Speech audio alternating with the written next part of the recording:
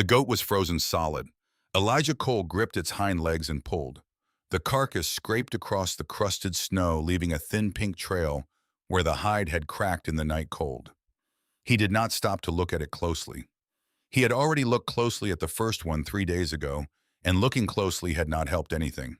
He dragged it to the edge of the property where the other two lay half buried in the drifts from the week before. The ground beneath the snow was iron. He had tried to dig the first morning and broken the tip off his best spade. So he left them there in a row the way his father used to stack fence posts before a job, orderly patient, waiting for a season that would decide what came next. He stood for a moment at the property line, breathing hard. The air burned his nostrils. His wool coat, the heavy one he had worn for 20 years, was patched at both elbows and let in the wind at the collar no matter how he turned it. He was 62 years old and he had lived through 38 North Dakota winters, and this one was trying to be the last thing he remembered. The land stretched flat and white in every direction. No fences visible, no tree line, no neighbor's smoke on the horizon. Just the prairie rolling out to meet the sky at a seam so pale and indistinct, it seemed like the world had simply forgotten to finish itself at the edges. The wind came from the north, and it came without interruption, without negotiation, without any of the courtesy that wind showed in places where there were hills or forests to slow it down. Here there was nothing between this property and the Canadian border but 600 miles of open plain, and the wind knew it and used every mile of it. Elijah turned and walked back toward the house. His boots punched through the top crust of snow, with each step breaking through to the softer layer beneath, and the sound was the loudest thing in the world besides the wind. He counted his steps without meaning to. It was something he had always done, an old habit from childhood when his father taught him to pace out distances before digging or planting or building. Know your ground before you put anything in it. Measure the space first, then decide what belongs there. He had known this ground for 62 years. He had been born in the bedroom of the house he still slept in, delivered by a midwife, who rode 4 miles through a spring storm to get there.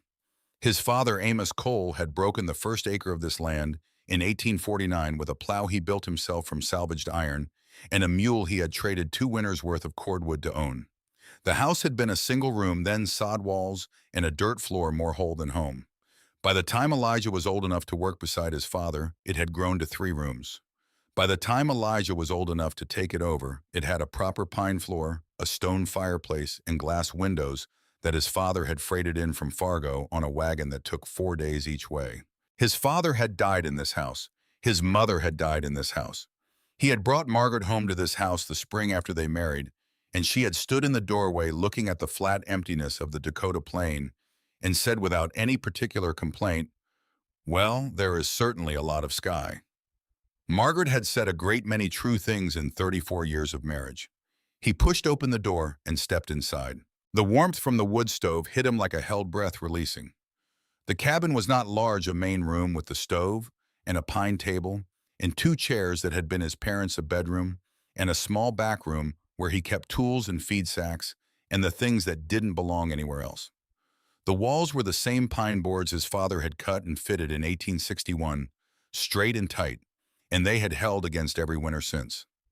Cracks had appeared over the years, and Elijah had sealed them with rags and tallow, and in one memorable winter, a length of Margaret's old wool stockings stuffed into a gap above the north window. He poured coffee from the pot on the stove. The coffee was yesterday's grounds rebrewed. The fresh beans had run out 10 days ago, and the road to town was not something he wanted to attempt in this cold, with a horse that was already working too hard.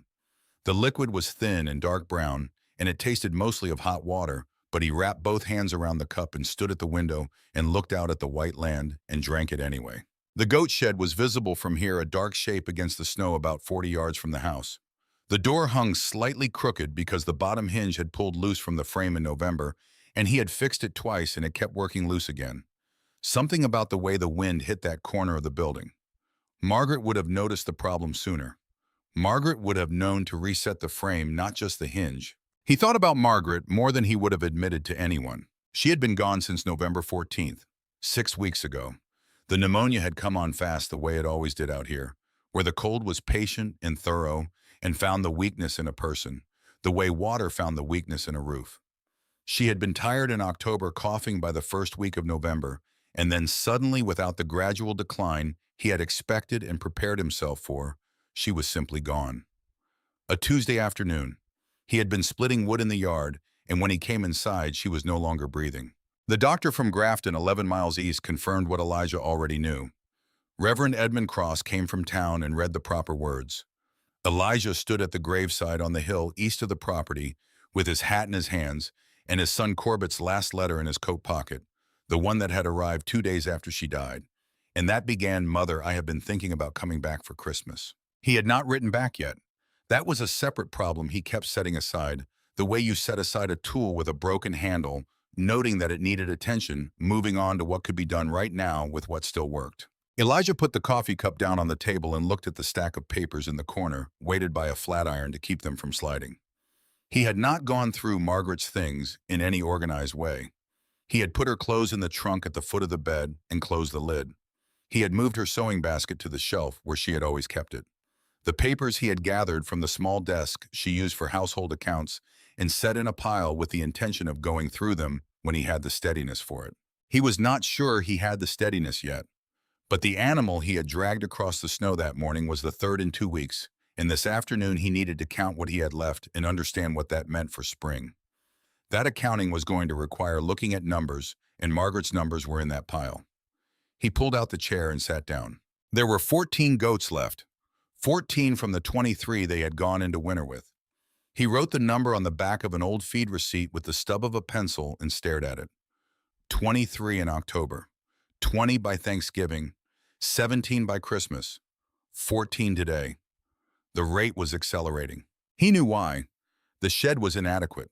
He had built it in a hurry in the second year on this land, rough-cut pine boards nailed up fast before the first hard frost, and the gaps between the boards admitted the wind as if the walls were made of suggestion rather than wood.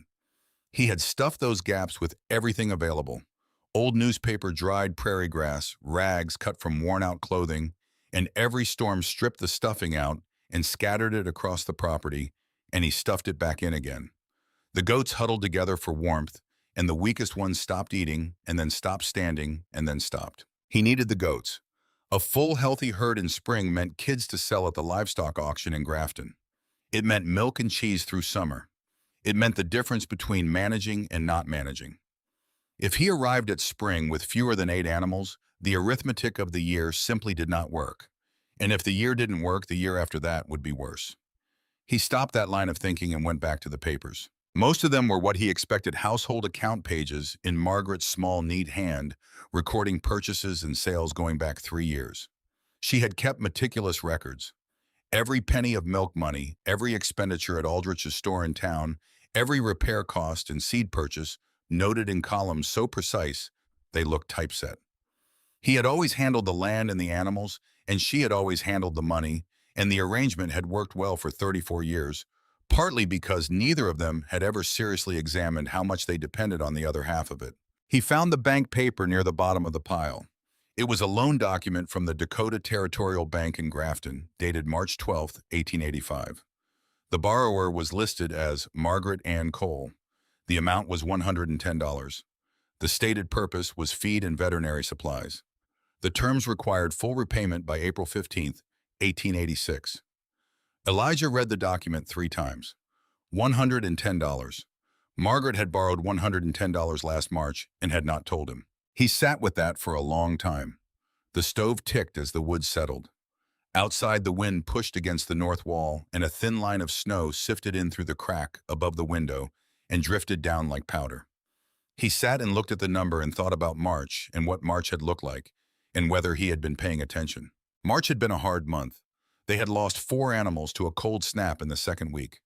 He remembered the feed running low and Margaret saying she had found a supplier in town who would extend credit. He had accepted that without asking more questions, the way he accepted most of what Margaret handled, with a trust so complete it had never needed to be examined. She had managed, and things had been managed, and he had not thought to look closer. She had borrowed the money to replace the feed. She had not told him because she had planned to repay it from the spring milk sales before he ever needed to know. She had carried the debt the way she carried most of the hard things in their marriage, quietly away from him so that he would not have to. He set the paper down on the table and pressed both palms flat against the wood. She had been protecting him. Even in the last year of her life, she had been stepping between him and a problem she thought he didn't need to carry. He could not decide sitting there in the cold kitchen with the thin coffee going cold in the cup, whether he was grateful or wrecked. He decided finally that he was both and that both was the honest answer. The repayment deadline was April 15th, 3.5 months away. He did not have $110. He had $43 in the strongbox under the bed, which was the total sum of liquid cash on this property. The spring milk sales, if the remaining goats held, might bring another $60 or $70. But if the herd kept dying at its current rate, he picked up the pencil again. 14 goats today. If he lost one more per week, which was roughly the current rate, he would have 10 by February, 7 by March. If he arrived at spring with 7 animals, the milk sales would bring perhaps $35. 35 plus 43 was 78. He needed 110. The numbers didn't reach. He turned the feed receipt over and wrote the number again.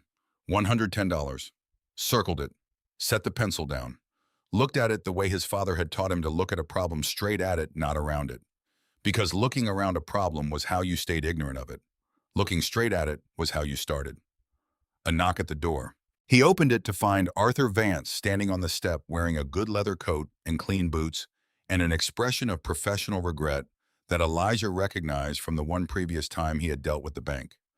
Vance was the bank's representative for the eastern counties, a thin man of about 40 with careful posture and the particular manner of someone who delivered bad news often enough to have developed a method for it. "Mr. Cole?" He removed his hat. "I'm sorry to come in this weather. May I come in?" Elijah stepped back from the door. Vance sat at the table and produced from the leather case under his arm a copy of the same loan document Elijah had been reading 20 minutes before. He placed it on the table between them with a gentleness that was either courtesy or strategy. "You've seen this," Vance said. "It was not a question. Found it an hour ago." Vance nodded. He looked at the number Elijah had written on the back of the feed receipt and circled, and he had the tact not to mention it.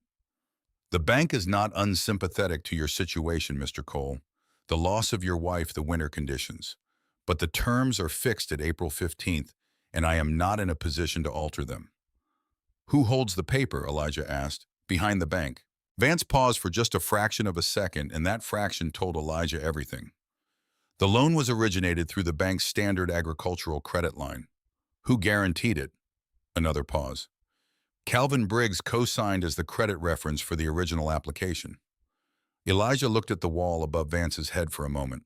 Calvin Briggs owned the largest spread north of Grafton, 4,000 acres running from the river to the county road, built over 20 years by buying out neighbors who couldn't hold on through the hard years. He was not a cruel man in any simple way.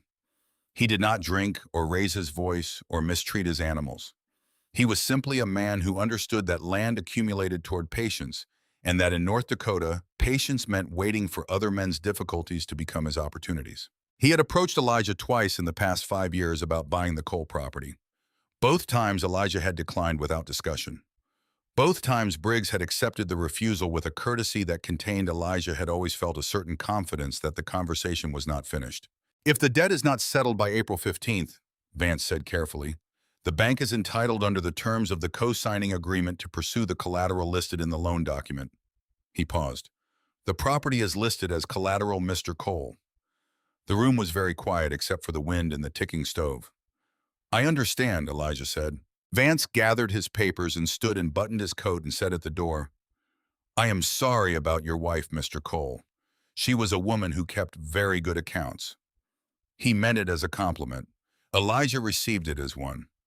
After the door closed, Elijah sat at the table for a long time without moving. The property. This property. 160 acres that Amos Cole had broken from raw prairie in 1849 with a salvaged plow and a mule he couldn't afford. The house Elijah had been born in. The hill where his parents were buried and where Margaret was buried, now the earth still raw above her grave, because there had not been enough of autumn left to let the grass grow back over it. The land his son had grown up on and left and sent money back from Chicago with a regularity that Elijah chose to read as love rather than guilt. This land. He did not allow himself to sit with the feeling for long. Feelings were not useful right now. Numbers were useful. Problems had solutions if you approached them with clear eyes and sufficient patience, and this problem had to have a solution, because the alternative was not something he was able to consider while sitting in the house his father built. He put on his coat and went outside. 3 days later, a telegraph message arrived from Chicago. Elijah collected it from the post office in town. When he went in for feed, a small yellow envelope with his name written in the clerk's hand on the outside. He read it standing at the post office counter. Father Stop heard from Reverend Cross about debt stop. Nora and I have room stop, come to Chicago. Stop, sell the land, and come stop, Corbett. He folded the paper and put it in his coat pocket and walked back to the wagon. Corbett was 28 years old and worked as an engineer for a railroad company in Chicago. He had left North Dakota at 18 to attend the state college in Fargo and had never come back to stay moving progressively east and south with each advancement in his career, until the distance between them was the kind that could only be measured in the understanding that they lived in fundamentally different worlds. He sent money every 2 months, a sum that varied but was always enough to be meaningful, and not so much as to be humiliating. And Elijah cashed the drafts and recorded them in the account book Margaret had always kept, and felt something he had never found a word for. The message was not unkind. Corbett was not an unkind person. He was practical in the way that engineers were practical, which was a different kind of practical than the kind Elijah knew. It was the practicality of systems and efficiencies, not the practicality of soil and weather, and the specific weight of a dying animal in your hands at 6 in the morning. Sell the land and come. Elijah sat on the wagon seat with the reins loose in his hands and looked at the main street of Grafton, stretching out in front of him, the dry goods store, the post office, the feed merchant, the church at the far end, all of it dusted with new snow and gray under a sky the color of old tin. He thought about the room Nora had prepared.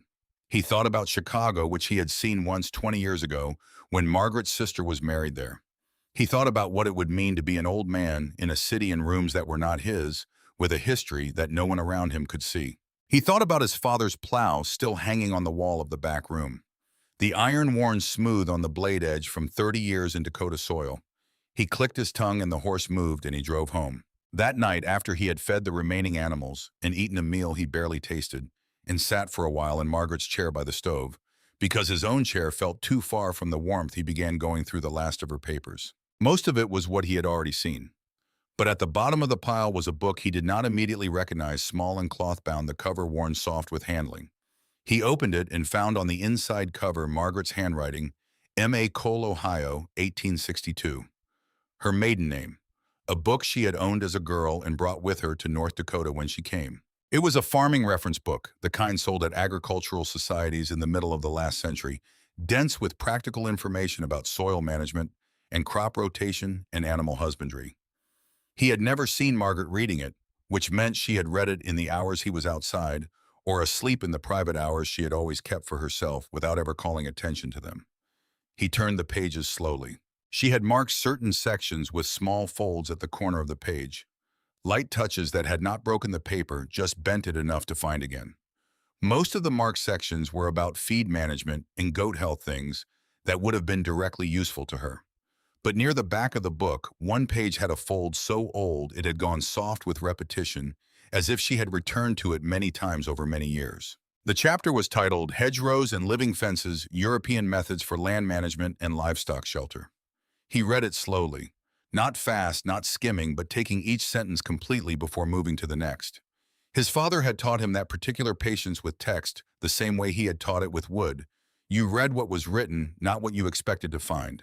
The chapter described how farmers in England and France had for centuries planted dense rows of hawthorn and privet and boxwood along field boundaries, not as decoration, but as function.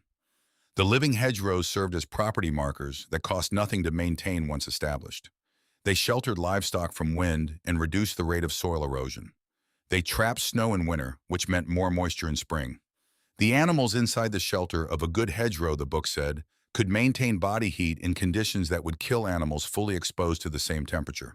He put the book down on the table and looked at the wall. The plants described in the chapter hawthorn, privet, boxwood were English plants. They would not survive a North Dakota winter. He knew that without needing to verify it.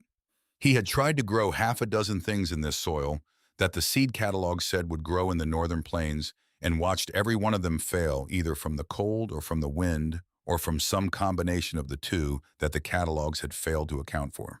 But something had caught in his mind that he could not dislodge. He got up and went to the window. The goat shed was a dark shape in the moonlit snow. Beyond it, at the western edge of the property where the ground dipped slightly before leveling out again, the creek ran in summer, frozen solid, now invisible under its covering of white. Along the bank of that creek, about 50 yards from where it curved north toward the marsh property, a cluster of willow trees stood in the moonlight. He had planted them 7 years ago, cuttings from a stand of willows along the Maple River south of town, because Margaret had said she wanted something to look at from the kitchen window that wasn't just flat. Most of them had died that first winter, but these 5 in the cluster nearest the curve had survived. He looked at them for a long time. The snow around those 5 willows was different from the snow everywhere else. He had noticed it without processing it, the way you notice things you hadn't decided to pay attention to yet. The drifts built up differently around that cluster, the snow piled on the windward side of the trees, and fell away quickly on the other side, leaving a pocket of relative shallowness behind the trunks.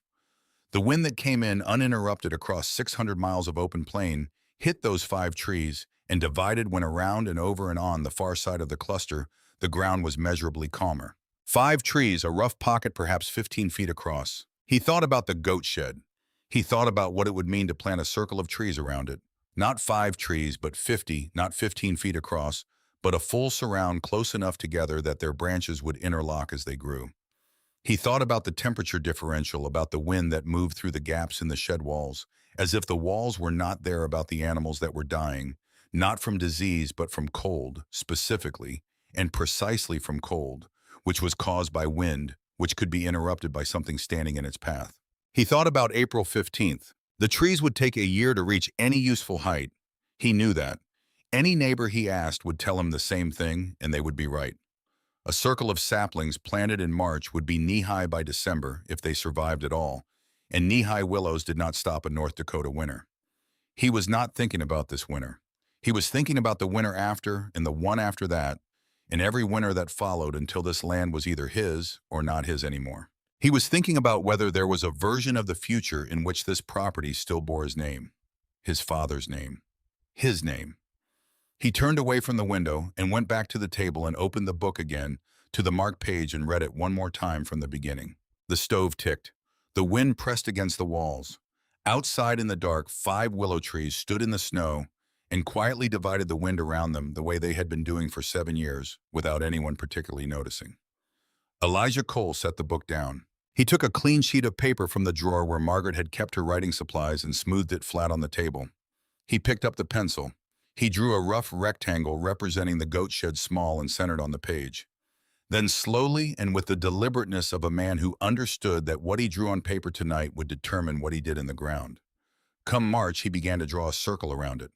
He did not know if it would work. He did not know if the willows would grow fast enough or close enough or survive the first winter in the ground.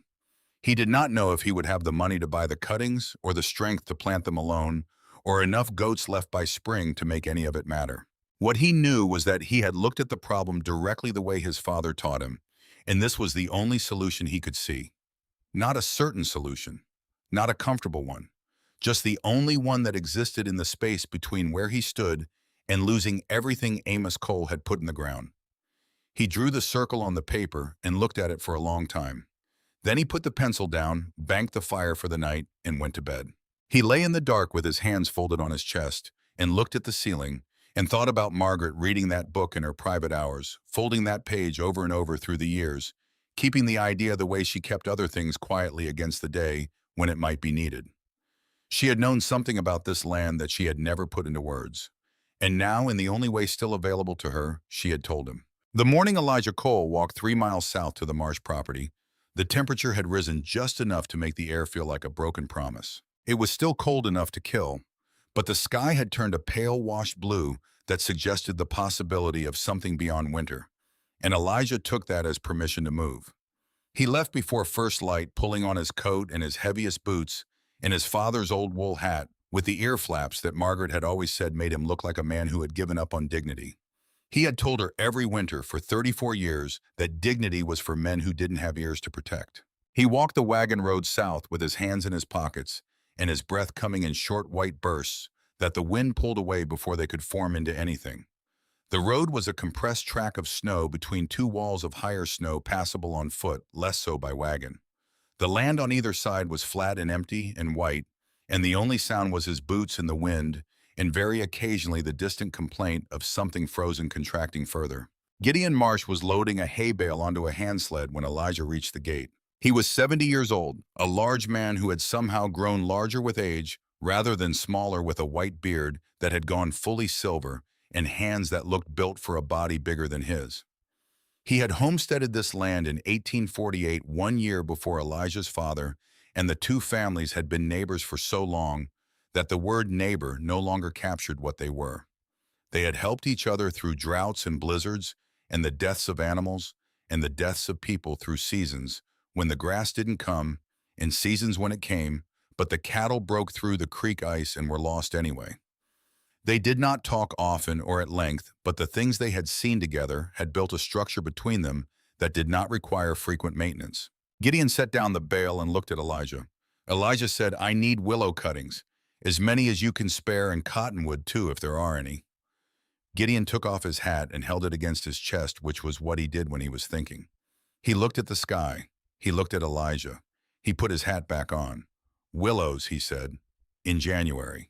I'm going to plant a living wall around the goat shed, a double row full circle close enough that the branches will knit together as they grow. Break the wind. Keep the temperature up inside." Gideon was quiet for a moment. Not the quiet of a man who thought the idea was foolish, but the quiet of a man who was doing the same kind of arithmetic Elijah had been doing for a week. "Your shed sits on the northeast corner of the protected space," he said. "Dominant wind is north-northwest. The wall needs to be strongest on that side." Gideon nodded slowly. "I'll ask at Harwick's nursery in town. Old Harwick will think we've lost our minds, but he might have rootstock." Elijah thanked him and turned to walk back. He had gone perhaps 40 yards when Gideon called after him. "Elijah." He stopped. "What Margaret found in that book. She showed it to me once 3 winters ago. I told her it was an interesting idea." A pause that carried its full weight. "I should have said more than that." Elijah did not turn around. He raised one hand in acknowledgement and kept walking, and the wind pushed against his back, as if urging him forward, and he did not let himself think about what 3 winters might have looked like if someone had said more than that. The letter from Calvin Briggs arrived on a Thursday.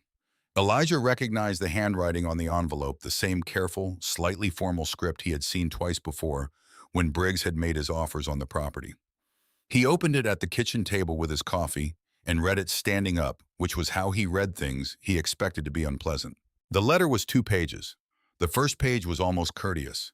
It acknowledged the difficulty of Elijah's situation. It expressed sympathy for the loss of Margaret. It noted in the measured language of a man who had lawyers read his correspondence before it went out that Calvin Briggs was aware of the outstanding loan from the Dakota Territorial Bank and the April deadline, and that he remained, as he had previously indicated, interested in a private purchase arrangement that could resolve the matter to everyone's benefit. The second page was less courteous. Briggs had, he wrote, consulted with his legal representative regarding the loan document co-signed in his capacity as credit reference. That document contained his representative had identified a clause in the standard agricultural loan agreement pertaining to what was termed material alteration of collateral property. Specifically, if the borrower, or in the case of the borrower's death, the borrower's estate undertook any significant modification to the land listed as collateral, the co-signing party retained the right to request immediate acceleration of the debt, bypassing the April deadline. Elijah read that paragraph twice. Planting trees, Briggs's letter suggested, might reasonably constitute a material alteration. He was not threatening, the letter said. He was simply ensuring that Elijah was fully informed of all relevant considerations before undertaking any actions that might complicate the legal situation. He was, in other words, threatening. Elijah folded the letter and set it on the table. He poured the last of the coffee into his cup and stood at the window looking at the goat shed and the ring of stakes he had already begun driving into the snow to mark the planting positions. He thought about the letter for the length of time it took to drink the coffee. Then he put on his coat and went outside and drove the next stake into the ground. He had designed the planting pattern over 3 nights, sketching it by lamplight on the back of feed receipts the way his father had sketched out building plans before cutting the first board. A double row forming a complete circle around the shed, the outer row 40 feet from the walls, the inner row 30 feet each, cutting planted 2 feet apart within the row. The rows themselves were staggered so that the trunks would interlock as they grew, creating a layered windbreak rather than a single thin line.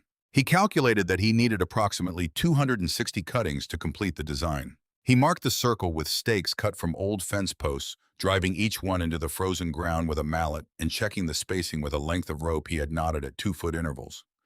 The work took most of a morning. His breath rose and dissolved in the still cold air. No one passed on the road. When he was done, the ring of stakes stood in the snow around the shed, like a declaration of something he wasn't ready to name yet. He stood in the center of the circle and turned slowly, looking at the stakes, and tried to imagine what would stand here instead. The wall of living wood, the sound of the wind being divided and sent overhead the stillness inside. He could almost see it. Almost. Gideon Marsh came 4 days later with a wagon loaded with cuttings. He had found them at Harwick's nursery, 200 willow and 60 cottonwood, purchased at a price that Elijah recognized immediately as charity in the form of a transaction. Old Harwick had told Gideon apparently that he was certain every last one of them would be dead by June, and that the price reflected his estimate of their future value. Elijah thanked Gideon for the cuttings and paid what was asked without comment on the discount. Gideon stayed for coffee. "Harwick is not the only one who thinks this," Gideon said, wrapping both hands around the cup. He was not a man who softened things unnecessarily. "People in town have heard. The general sentiment is somewhere between skeptical and concerned." "What are they concerned about?" "That you are spending money you don't have on something that won't work." He paused. "Also that grief does things to a man's judgment."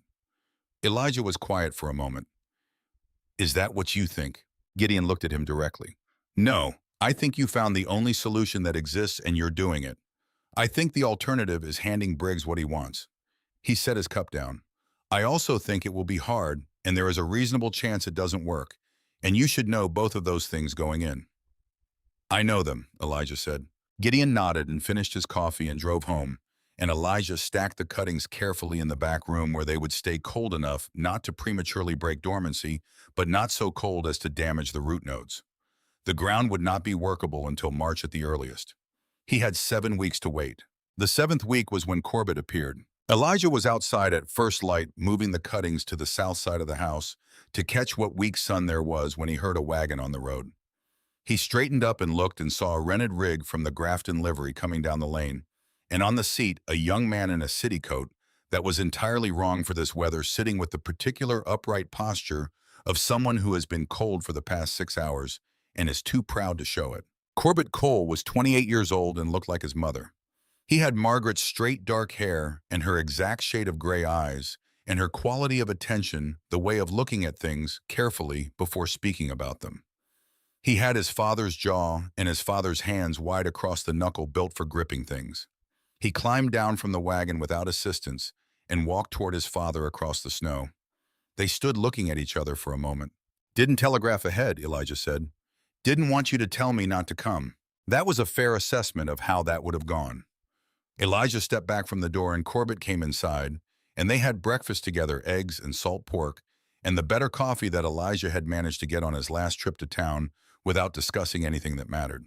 They talked about the road from Grafton and the condition of the livery horse and the weather, which was a subject of infinite subdivision in North Dakota and could fill any amount of time if applied to that purpose. After breakfast, Corbett moved to look at the window. He stopped at the table first. Margaret's farming book was still there, the cloth cover worn soft with handling. He set his hand on it for a moment, without opening it, the way you touch something that belongs to someone who is no longer there to use it with care, and with the particular recognition of what that absence means. Then he looked up and out at the ring of stakes in the snow. "The willow idea," he said quietly. "Yes." "You read it in Mother's book?" "Yes." Corbett was quiet for a moment. He looked at the stakes, and then at the cuttings stacked along the south wall, and then at the goat shed, and then back at the window. He did the same careful surveying of a situation that Elijah had always recognized as borrowed from Margaret, the impulse to gather all available information before forming a conclusion. "Will it work?" he asked. "I don't know," Elijah said. "It's the only option I can see." Corbett nodded slowly, and whatever calculation he was running completed itself, and he pushed back his chair and stood up. "Show me how to dig the holes," he said. The ground broke at the first week of March. Not fully, it was still cold, and the soil was still reluctant, and every hour of digging felt like an argument with the earth itself. But the frost had retreated enough from the top 6 inches to allow a spade to bite, and Elijah had been waiting for exactly this. On the morning the first spade went in and came back up with actual soil rather than solid ice, he felt something release in his chest that had been clenched since November. He and Corbett worked from first light to last light every day that week. Corbett dug with the focused efficiency of an engineer applying himself to a physical problem, measuring the hole depths with a marked stick and checking the spacing against the knotted rope with the precision of a man accustomed to tolerances that mattered. He did not complain about the cold, or the work, or his hands, which cracked and bled by the third day, the same way Elijah's had cracked and bled every March for 40 years. They did not talk much while they worked. This was something Elijah had always understood about labor shared between two people, that the right kind of work done side by side created a different kind of conversation than words did. He had worked beside his father for 20 years, and beside Margaret for 34, and now beside his son for 1 week in March, and in each case the silence between them had contained things that would have come out wrong if spoken directly, but found their shape in the rhythm of shared effort. On the fourth evening, they sat at the kitchen table after supper, and Corbett looked at his hands. "She worried about you," he said. "After I left. She wrote me letters." Elijah looked at the table. "She said you were fine. In every letter she said that. But she wrote more often than she needed to if everything was fine, so I knew what fine meant." Corbett paused. "I should have come back sooner." "You had your work," Elijah said. "I had reasons," Corbett said. "That's different from an obligation." The fire crackled. Outside, the wind was beginning to pick up again, the evening rise that came most nights and died out around midnight. Elijah thought about what to say and found that the things he might have offered, the reassurances, the deflections, the versions of this conversation that ended quickly and cleanly, all felt like the wrong cut. His father had taught him to measure twice. He had been measuring this particular piece for 28 years. "She loved you," Elijah said, "and she was proud. Those were not the same thing, and she knew it." Corbett looked up. "She was proud of what you built out there, but she would have traded some of it for more of you here." Elijah paused. "That is not an accusation. It is just a true thing." Corbett was quiet for a long time. "I know," he said. They sat with that until it settled into something they could both carry without it pulling them sideways, and then Corbett got up and added wood to the fire, and they talked about the planting pattern for the following day, and the conversation found its level again. They planted 260 cuttings over 3 weeks. Elijah planted each one with the precision his carpenter father had bred into him through 1,000 repeated lessons. He checked each cutting for at least 3 viable buds. He measured the planting depth with the marked stick 2 inches deeper than the root node to account for the soil settling in the first wet weeks of spring. He used the knotted rope to maintain spacing throughout the double row, adjusting where the circle curved to keep the intervals consistent. His hands bled. His back screamed from the second day onward and did not stop screaming. He was 62 years old, and the work was designed for a younger body, and every evening he sat in his chair by the stove and felt the toll of the day in every specific joint and muscle with an itemized clarity that he could not have achieved at 30. He ignored it all. Pain was information. It was not instruction. Corbett stayed for 2 of the 3 planting weeks, then had to return to Chicago. On the morning he left, they stood outside in the cold, the ring of cuttings already planted, and standing in their double row around the shed, 260 bare gray sticks pointing at the sky, looking in the flat winter light like nothing so much as a graveyard that had run out of room. Corbett looked at the circle for a moment.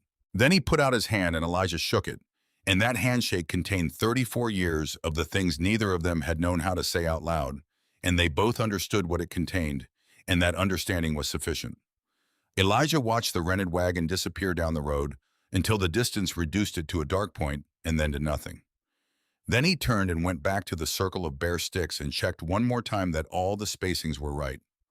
They were right. He went inside and made coffee. April came with cold still in it, and the cuttings showed nothing.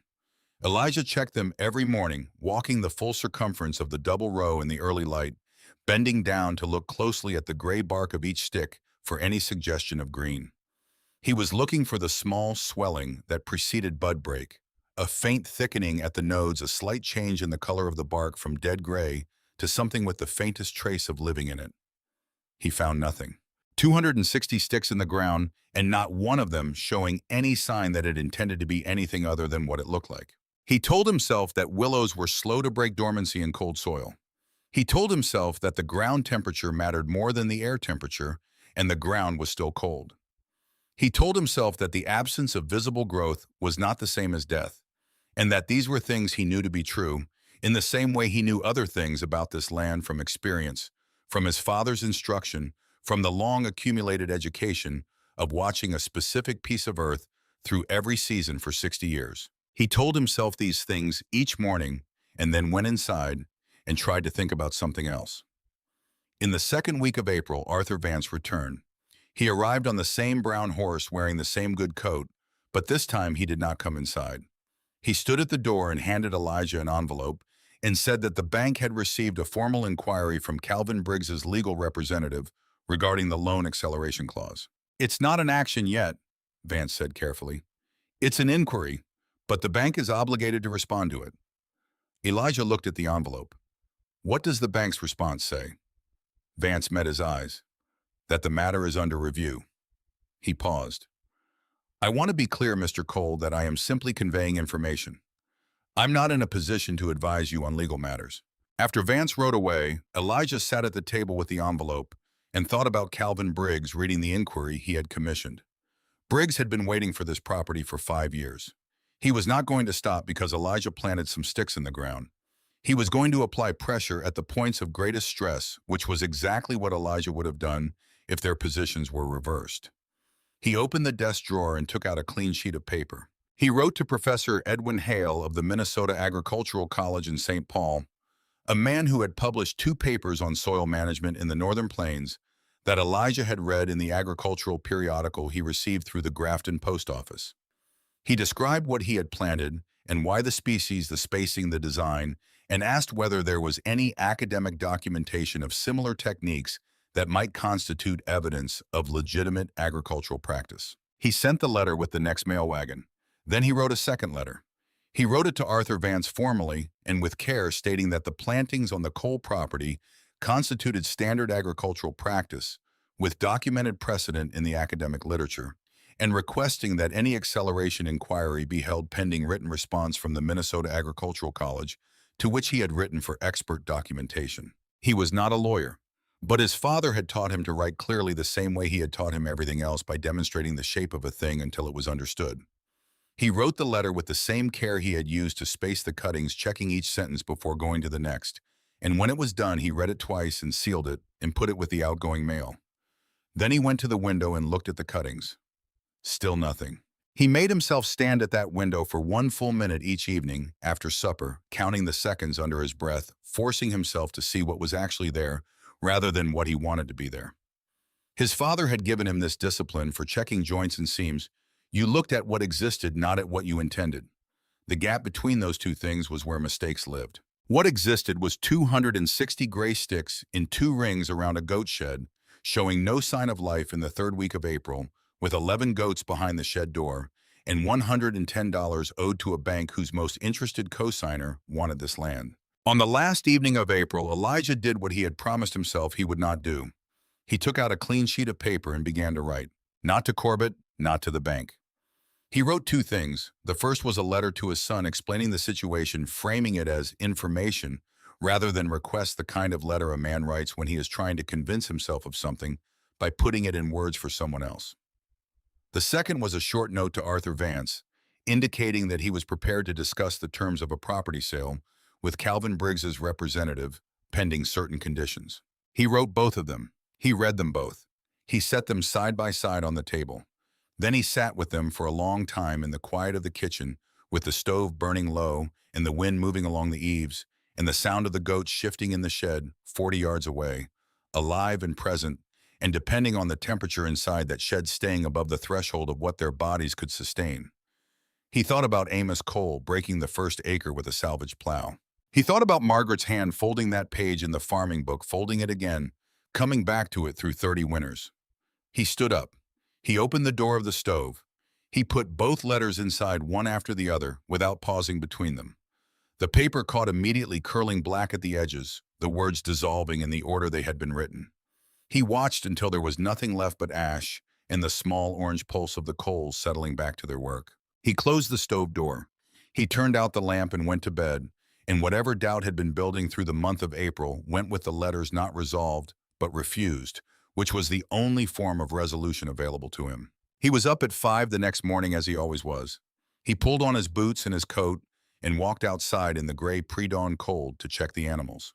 He walked the outer ring of cuttings on his way to the shed out of habit, now the morning inspection that had yielded nothing for 6 weeks, and that he continued anyway because stopping would have meant something he was not prepared to mean. He was 3/4 of the way around the circle, moving at his usual pace, when something made him stop. He stood still for a moment. Then he stepped back 2 paces and crouched in the dirt in front of the willow cutting he had just passed. At the uppermost note of the cutting, barely visible in the gray morning light, was a small swelling in the bark. Pale green, no larger than a match head. Almost nothing. Not nothing. Elijah stayed crouched over it for a long time, not touching it.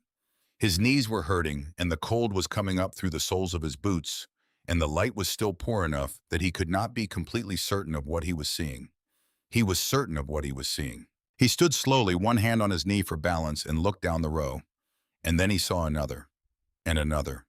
And along the full length of the inner row, spaced unevenly appearing in the gray morning light, like small declarations of intent, tiny points of green pushing out of the dead-looking gray wood, each one no larger than a pea, each one carrying the same impossible message. He stood in the center of the circle and turned slowly the way he had stood there in January, looking at stakes and imagining what they might become, and this time what he saw was different. He did not shout. He did not raise his hands or do any of the things that a different kind of man might have done. He simply stood in the circle of new green and breathed, and the cold air came in and went out, and for the first time since the 14th of November, he did not feel the weight of the winter sitting on the top of his chest. He walked the full circumference one more time, slowly counting what had broken dormancy and what had not. 94. 94 of the 260 cuttings were showing green. Not a majority, not even close to a majority. But enough. Enough to know that the soil had received them. Enough to know that what he had put in the ground had decided in its own time to take hold. He went inside and made coffee, the good kind, and sat at the table and drank it while the morning light came through the window and crossed the floor. Then he went to the desk and took out a clean sheet of paper and wrote 2 words to Corbett. "They're growing." He sealed it and set it by the door to go out with the next mail, and then he went outside to check the animals, which was what every morning was for, and the circle of new green stood in the early light with the quiet insistence of something that had decided to exist, regardless of what anyone thought about it. Part 3, When Nature Answers for You. By June, the willows had grown 2 feet. Elijah measured them on the 1st of the month, moving around the full circumference of the double row and recording the height of every 10th cutting in the small notebook he had started keeping in March. The cottonwoods were slower, their silver-green leaves barely clearing the top of the planting holes, but the willows had taken to the soil with a conviction that surprised even him. 2 feet in 6 weeks. Thin and whip-like, their stems no thicker than his thumb, but alive and reaching. He walked the circle each morning before breakfast and each evening before dark. He pruned the lateral branches on the lower third of each stem to force the growth upward rather than outward, the way you trained a young fruit tree, coaxing it toward the shape it needed to become rather than the shape it wanted to be. He watered during the dry stretches in late May, hauling buckets from the creek 2 at a time, and when a late frost came in the 2nd week of May, he covered the most vulnerable cuttings with burlap sacks weighted at the corners with stones. 3 of the cottonwoods died anyway. He replaced them from a small reserve of cuttings he had kept in the back room in damp burlap, planting them with the same measured precision as the first planting and watering them in by hand. The neighbors who passed on the road stopped and looked. Some nodded with a cautious approval that reserved judgment. Some shook their heads with the slow, mournful certainty of people who have watched the land defeat enough good ideas to recognize the pattern. A few made remarks that the wind carried back to Elijah, whether he wanted to hear them or not. He heard them all and responded to none of them. There was a particular quality to the silence of a man who has committed completely to something and no longer requires anyone's assessment of it. He had spent enough of his life in the company of other men's opinions about how this land should be worked, and those opinions had never once done anything useful for the goats, or the soil, or the angle of the wind. He tended the circle and said nothing and let the willows grow. The letter from Professor Edwin Hale of the Minnesota Agricultural College arrived in late May, 3 weeks after Elijah had sent his own. It was 4 pages written in a precise academic hand, and it was the most encouraging thing Elijah had read since he found the marked page in Margaret's book. Professor Hale had not only confirmed that living windbreak systems had documented agricultural precedent in the scientific literature, he had cited 7 specific studies from European and American sources, including a paper from the Nebraska Agricultural Experiment Station that described wind speed reduction of 40 to 60% within the sheltered zone of a properly established living barrier. 40 to 60%. Elijah read that figure 3 times and then set the letter down and did the temperature arithmetic in his head. If the dominant wind averaged 25 miles per hour in December and January, which was conservative, it frequently exceeded that a 60% reduction inside the circle would bring the effective wind speed inside the shelter to 10 miles per hour or less. The thermal differential between a fully exposed space and a sheltered space in those conditions could reach 15 to 20 degrees Fahrenheit. The difference between an animal dying and an animal surviving. He wrote back to Professor Hale that same evening, thanking him and asking whether the college would be willing to provide a formal letter of attestation describing the agricultural legitimacy of his planning method. He mentioned the inquiry from Briggs's legal representative without elaborating, and Hale, who was apparently a man who read between lines, efficiently replied within 10 days with a letter on official college stationery that described Elijah's windbreak system as a textbook application of established agricultural science and noted that the technique had been in documented use in the American plains for more than 30 years. Elijah had the letter copied twice at the Grafton post office. He sent one copy to Arthur Vance at the bank. He kept the original and the second copy in the strongbox under the bed. Calvin Briggs came himself in August. He did not send a letter this time. He appeared one morning at the gate on a good horse wearing a summer coat and a hat that had cost more than most men in Grafton spent on clothes in a year. He was 55 years old, a large man who had once been heavier and had thinned with age into something more angular and deliberate, like a tool that had been worked down to its essential shape. His face carried the particular expression of a man who has prepared for a conversation and expects it to go his way. Elijah was inside when he heard the horse. He set down his coffee, picked up the letter from Professor Hale and the copy of Arthur Vance's most recent bank correspondence, and walked outside. Briggs looked at the wall. It was 6 feet tall on the north and west faces where the fastest growth had concentrated. The willows on the east and south were somewhat shorter, 4.5 feet still filling in. The double row had begun in the places where it was most advanced to knit together across the gap between the inner and outer rings, the branches reaching toward each other with the slow, unhurried purpose of things that do not need to hurry because they have already decided where they are going. Briggs looked at the wall for a long time without speaking. Whatever he had expected to find, this was not it. "Mr. Cole," he said finally. "Mr. Briggs." Briggs walked his horse along the outer row, looking at the plantings the way a man looks at something he is trying to find a flaw in. He came back to the gate. "You've had communication with the bank about the inquiry," he said. "I have." Elijah held up the letter from Vance. "The bank has formally declined to pursue the acceleration clause. In writing. Dated June 3rd. Briggs looked at the letter without reaching for it. "On what basis?" "Agricultural improvement, documented and attested by the Minnesota Agricultural College." Elijah held up the second letter. "Professor Edwin Hale, 4 pages of academic citation. You're welcome to read it." Briggs did not reach for that one either. He looked at the wall again, and in the set of his jaw, Elijah read the specific frustration of a man who has lost a particular hand but is already thinking about the next one. "You still owe money," Briggs said. "I owe $60, Elijah said. "I paid $50 in May from the milk and cheese sales. The remaining balance is due in December." That surprised Briggs. He had not expected the milk numbers to work well enough for a partial payment. The herd 11 animals through spring, augmented by 4 kids born in April, had produced more consistently than the winter losses suggested they should, and Elijah had spent the spring driving the milk to Grafton 3 times a week himself rather than waiting for a buyer to come to him. Briggs looked at him for a long moment. "You're a stubborn man, Elijah." "My father was stubborn," Elijah said. "I had a good teacher."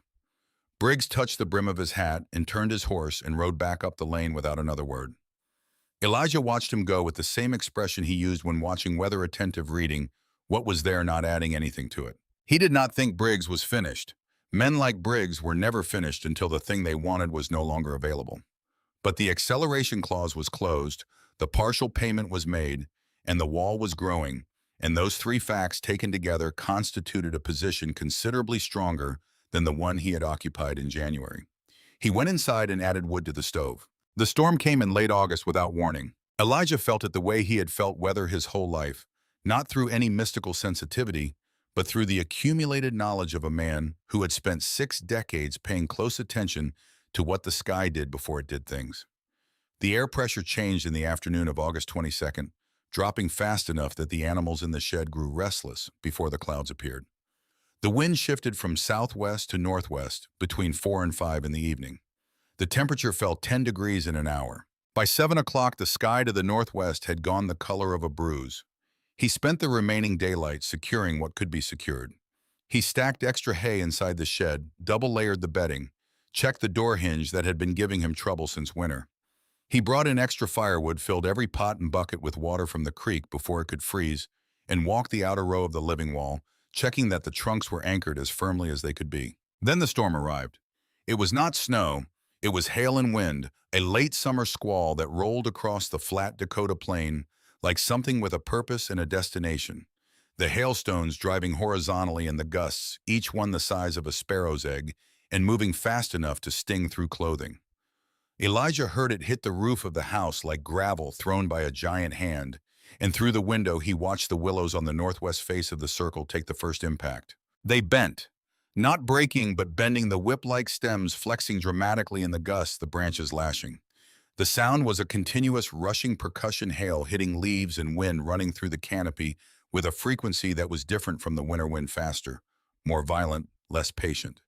He could not stay inside. He put on his oilskin coat and his hat and went out into it. The hail hit him the moment he stepped off the porch, stinging his face, and hands collecting in the brim of his hat and running off the back. He crossed the yard, bent forward, one arm up to shield his face, and reached the outer row of the wall on the northwest face. The damage was visible even in the poor light. A dozen willow stems on the exposed face had snapped at the base, the thinner ones planted in the gaps where the second-year growth had not yet been able to reinforce the older stems. 3 cottonwoods on the north end had bent so far over they were nearly horizontal, their root balls beginning to lift from the soil. He worked without plan, doing what he could reach. He used his belt to brace one of the cottonwoods against the fence post nearest it, wrapping the leather around the trunk twice, and pulling it as vertical as the wind would allow. He pressed the exposed root balls of 2 others back into the soil with his boot, and his hands packing the earth around them, the way you pack soil around a fence post, being reset firmly and without hesitation. A branch came down across his right forearm in the dark. A thick cottonwood limb caught and thrown by the wind, and the impact opened a gash through his sleeve that he felt before he saw. He looked at it in the next flash of lightning, a clean cut bleeding freely, but not deep, and wrapped his handkerchief around it without stopping, using his teeth to pull the knot tight, and kept working. He was there for 2 hours. When the storm passed, it passed the way storms in Dakota sometimes did, suddenly and completely, as if the weather had made its point and moved on. The silence that followed was the particular silence of a place that has just been very loud, and Elijah stood in it with rain running from his hat brim and blood seeping through the handkerchief on his arm, and looked at what was left of the northwest face of the wall. Roughly a third of the plantings on the exposed western arc had been broken, bent past recovery, or partially uprooted. Months of growth, the most critical months, reduced in 40 minutes to a scatter of broken stems and churned soil. He walked the entire circumference, taking inventory. The east and south faces were largely intact. The inner row, protected by the outer, had come through better than expected. The cottonwoods on the north end were damaged, but not gone. 2 of the 3 he had braced during the storm were still standing, listing slightly but rooted. He stood in the center of the circle and looked at the broken west face for a long time. Then he went inside and cleaned the cut on his arm and ate what was in the pot on the stove and went to bed. In the morning, Gideon Marsh appeared at the edge of the property. He was carrying a coil of rope over one shoulder and a canvas bag of stakes in his hand, and he stood at the outer boundary of the circle, looking at the storm damage with the expression of a man taking inventory. He did not ask how Elijah was. He did not comment on the bandaged forearm or the mud still on Elijah's boots from the previous night's work. He said, "What do we need?" They worked for 5 days. They reset leaning trunks in deeper holes, tamping the soil around the root balls with the handles of their tools. They braced the damaged stems with stakes driven at 45-degree angles, lashing the trunks to the stakes with lengths of rope cut from Gideon's coil. Where trees had broken cleanly at the base, they dug out the stumps and planted new cuttings from the reserve Elijah had kept through the summer in the back room. Gideon worked without speaking much. When he did speak, it was to give practical direction. Dig deeper. Here, this one won't make it, skip it, and move on.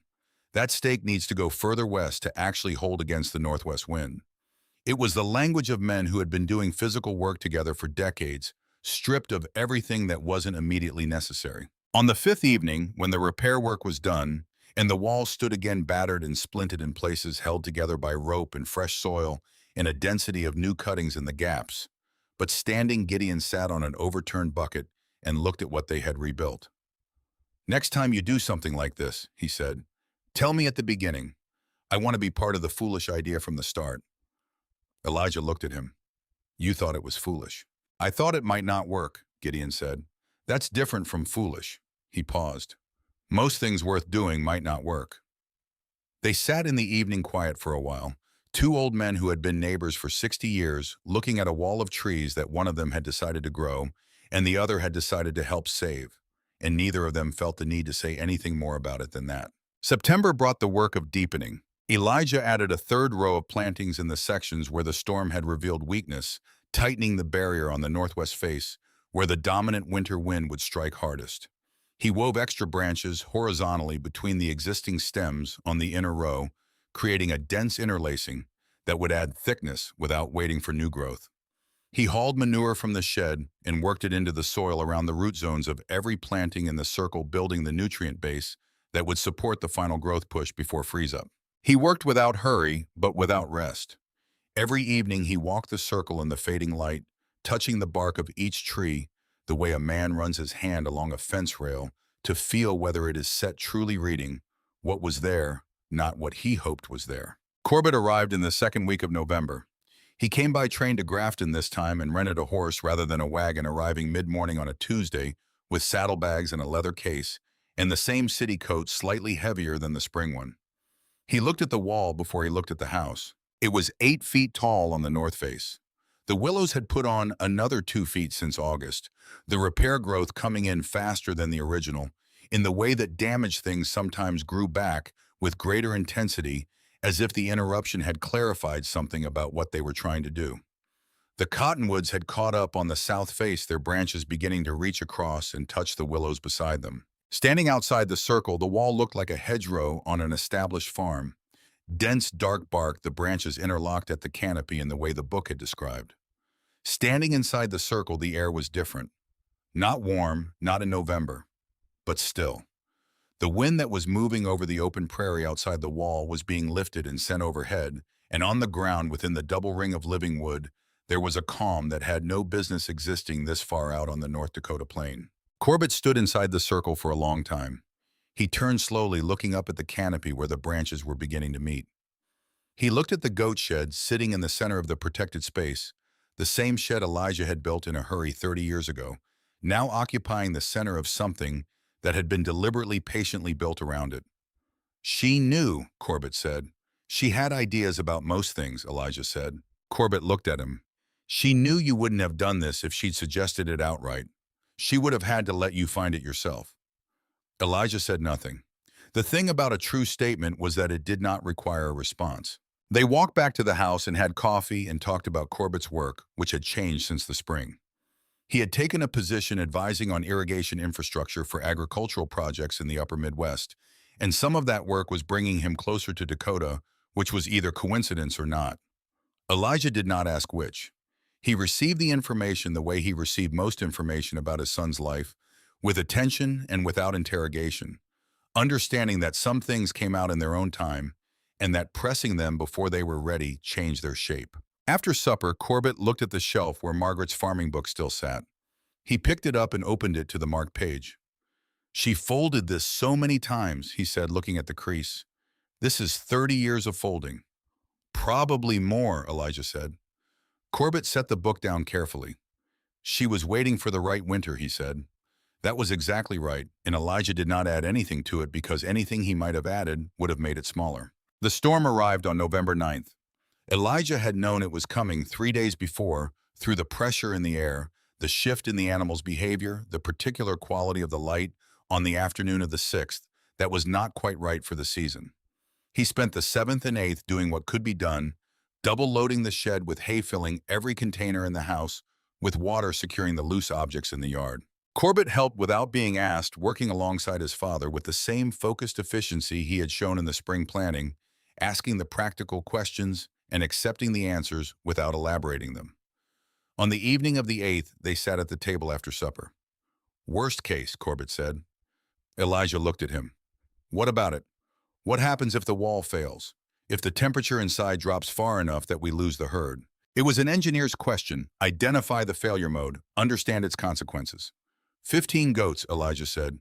11 from winter plus 4 spring kids. If I lose them, I can't make the December payment to the bank. And then Briggs gets the property.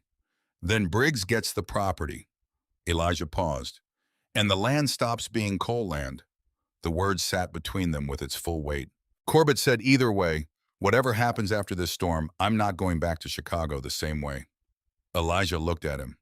"The irrigation work," Corbett said. "There's a project in eastern Dakota starting in the spring. I put my name in for it." He looked at his hands, the wide knuckles that were his father's hands. "It would mean being closer." Elijah said nothing for a moment.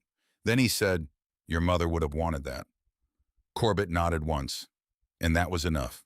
The storm hit that night and did not stop for 3 days. Elijah had lived through 38 North Dakota winters. He could count on one hand the storms that had been worse than this one.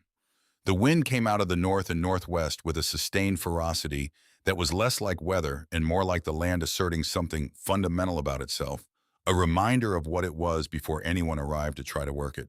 The first day, they kept the fire high and the conversation unhurried.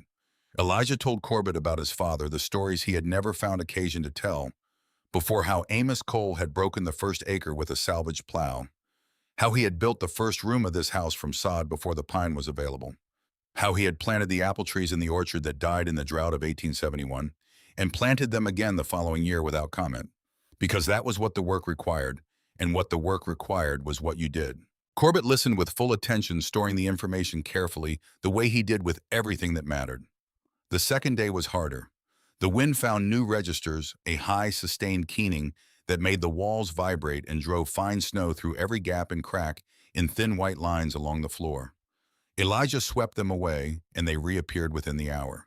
He stopped sweeping and let them stay. He thought about the wall. He thought about whether the north face had recovered enough from the August damage to hold against this. He thought about the root depth of the willows, whether 5 months of additional anchoring had been enough, whether the September repair plantings had established themselves sufficiently to contribute real resistance. He could not go out to check.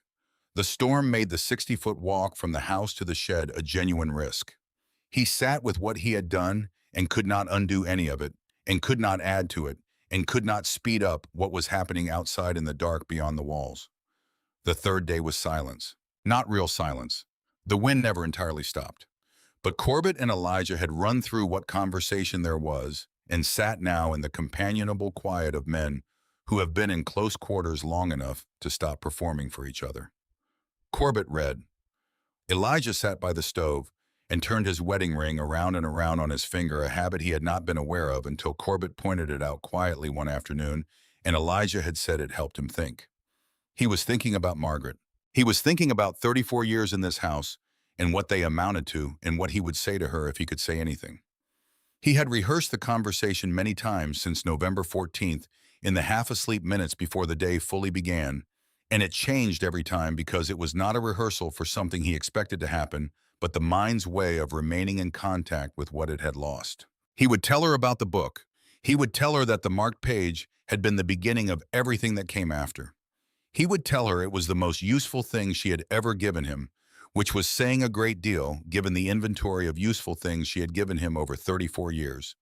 And he would tell her he was sorry he had never said thank you clearly enough.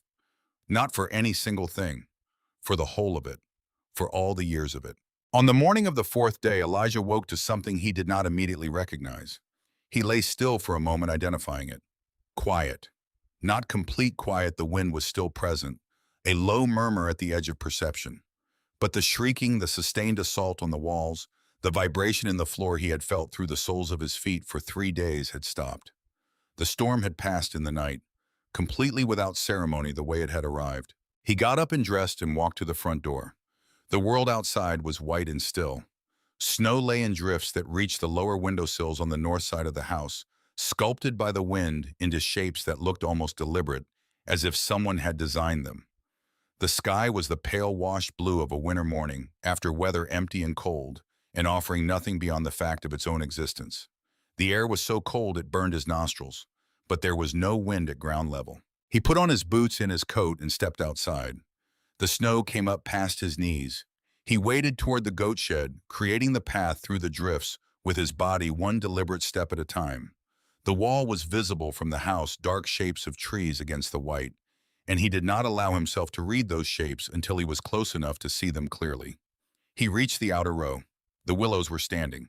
He stopped and stood still for a moment and looked at them. Every tree on the north face was standing. The repair plantings from September, the braced stems, the new cuttings in the gaps, all of them standing, their branches loaded with snow bowed under the weight, but unbroken. The bark on the north face was encased in a shell of ice that caught the morning light and held it, and the whole wall glittered in the early sun with a cold, patient brilliance that had no business being as beautiful as it was.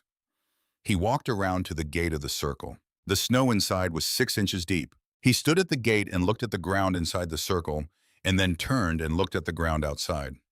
The contrast was immediate and absolute, a clear line where the protected zone ended and the open prairie resumed, where the 6 inches of sheltered snowfall became 3-foot drifts beyond the wall. The wall had deflected the wind-driven snow up and over the interior. What had fallen inside had fallen straight down without the lateral force that piled it elsewhere. He walked to the shed door. The thermometer that hung from the center beam read 16 degrees. He pulled the door open. 15 goats looked up at him. They were standing in their straw, their breath rising in small even clouds, their coats thick and their eyes calm. They were not in the huddled distress of animals fighting cold.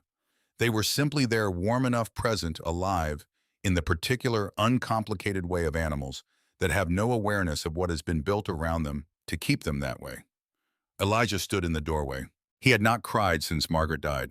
He had stood at her grave on a cold November morning and felt the grief move through him, and had not cried because the crying would have come from the part of him that wanted relief from the feeling, and he had not wanted relief.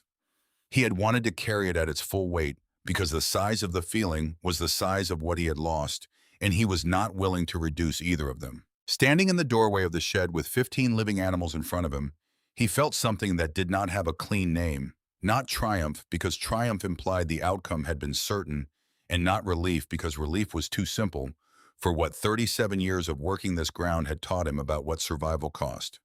What he felt was a settling, the long, specific, earned settling of a question that had been held open for a very long time, finally receiving its answer. He became aware that he was smiling. He had not noticed it beginning. He heard Corbett behind him.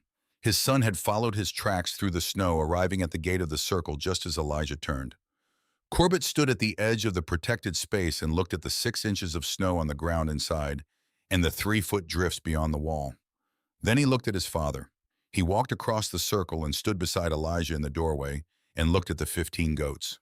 Then he took out the small notebook and pencil he always carried and wrote down the thermometer reading and the snow depth inside the circle and the date and the time. He wrote it in the small, precise hand that was his mother's hand. Elijah watched him write. "What's that for?" he asked. "Documentation," Corbett said. "Professor Hale will want to come and see this. And after that, other people will want to come. You're going to need numbers to show them." He paused. "What you've built here, it needs to be recorded." Elijah looked at the notebook. He had not thought that far. He had been thinking for 12 months only as far as this morning. That afternoon, from the post office in Grafton, Elijah sent a telegraph to Chicago. 4 words: "The goats are standing." Corbett's reply came before they reached home. "So are you, Dad." Word reached Calvin Briggs 2 weeks after the storm. He had quietly withdrawn his interest in the coal property and turned his attention to land farther north. Elijah heard it from Gideon Marsh, who had heard it from the feed merchant in Grafton, and he received the news without comment, the way he received most news about things that had already been settled. Some men he had come to understand through long acquaintance with this land only pursued what appeared to be falling. Once something stood firmly enough, they found somewhere else to look. The town meeting was held on the first Saturday of December. It was Gideon who organized it, going quietly from farm to farm in the 2 weeks after the storm, describing what he had seen on the morning of the fourth day: the snow levels, the thermometer reading the 15 goats standing in their straw, with the plain, unembellished accuracy of a man who had been a careful witness to things for 70 years and knew that accuracy was the only form of testimony that held. The hall held 60 people. Every seat was taken. Men stood along the walls, farmers from the eastern townships, ranchers from the north end of the county, 3 families from settlements 12 and 15 miles out who had driven in through the cold, because what Gideon Marsh described was the kind of thing you came to hear about directly. Elijah saw Gideon in the second row with his hat on his knee. He saw Arthur Vance from the bank near the back. He saw Reverend Cross and his wife in the third pew. He saw faces he had known for decades, and faces he knew only from a distance, and faces he did not know at all. He did not see Calvin Briggs. Elijah stood at the front of the room and the hall went quiet. He spoke for 8 minutes. He did not use notes. He told them what the problem had been: the wind, the temperature differential, the animals dying at a rate that made spring unreachable. He told them about the book and the marked page and the 5 willows along the creek that had given him the idea. He told them the species and the spacing and the depth of the planting holes and the method of pruning that forced vertical growth. He told them about the August storm and the repair work and the November storm and what the thermometer in the shed had read on the morning of the fourth day. He told them that the idea had not been his. It had been his wife's. She had found it, kept it, and left it where he would find it when he needed it. He said that plainly because it was true and because the people in this room deserved the accurate account. He did not tell them it had been difficult. They knew that. They lived the same difficulty every day. What they needed from him was not what it had cost, but what it had produced and how to produce it themselves. Willow trees do not stop the wind, he said at the end. They teach it to go another way. And once you understand that the problem was never the wind. The problem was that we had nothing standing in its path. When he finished, the room was silent. Then Gideon Marsh stood up in the second row and began to clap. Not fast, deliberately, with both hands, the way a man drives a stake into ground he means to hold. The sound spread through the room the way green had spread along the willow branches in the spring, one source becoming 2, becoming many, until the whole hall was filled with it. Elijah stood at the front of the room and received it without looking away or deflecting. He had earned this, and the people in this room had earned the right to give it, and he stood with it directly. Reverend Cross found him at the door afterward.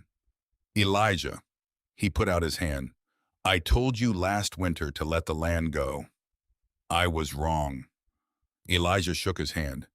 "You were working with what you knew at the time." "I didn't know enough," Cross said. "That's different from being wrong in good faith, but the result is the same." He paused. "Your father would have been proud of tonight." Elijah thought about Amos Cole, who had broken the first acre of this land with a salvage plow and a mule he couldn't afford, and who had taught his son that the only way to understand a problem was to look at it without looking away from it. "He would have said I should have done it sooner," Elijah said. Cross laughed quietly. "That sounds about right." Arthur Vance found him near the door as the crowd thinned. He produced an envelope from his coat pocket, plain white with a government seal on the front.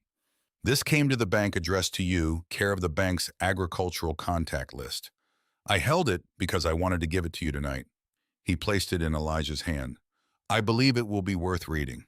Elijah opened the envelope on the wagon seat on the way home, with Corbett holding the reins while the horse found the road in the dark. The letter bore the seal of the United States Department of Agriculture in Washington, D.C. A deputy secretary had read Professor Hale's published account of the Cole windbreak experiment and was writing to inquire whether Mr. Elijah Cole would be willing to consult on a federal initiative to distribute living windbreak methodology to farming families across the northern plains. Corbett held the reins with one hand and read the letter with the other. Neither of them spoke for a while. Then Corbett said, "What are you going to tell them?" Elijah looked at the road ahead, the horse moving steadily through the cold night. The stars were out, the whole Dakota sky filled with them, indifferent and brilliant and beyond counting. "Yes," he said, "and I'm going to tell them the method is free. No cost, no restrictions. Any farmer who needs it gets it." He paused. "It doesn't belong to me. It belonged to your mother. She would have given it away without a second thought." Corbett was quiet for a moment. "Then she would have." They drove the rest of the way home in a silence that was not empty but full.